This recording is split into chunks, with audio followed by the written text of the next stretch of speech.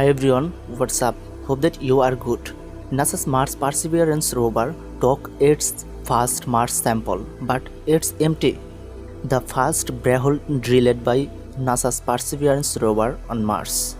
After 6 months driving on Mars, NASA's Perseverance rover attempted to drill into the Martian surface to take its first sample on 6 August.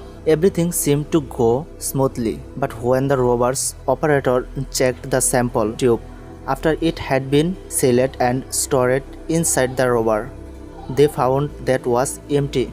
It went really well.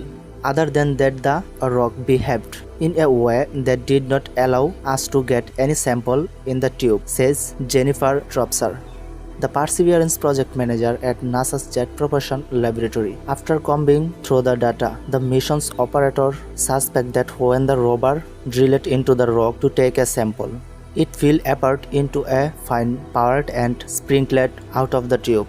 We need a more cooperative type of rock, says Trosper. This one was crumbly. It may have had surface that was hard, but once we got in there, all the grains just short of come apart. This did not happen during tests of the sampling system on Earth, nor has it been a problem with the other Mars rover.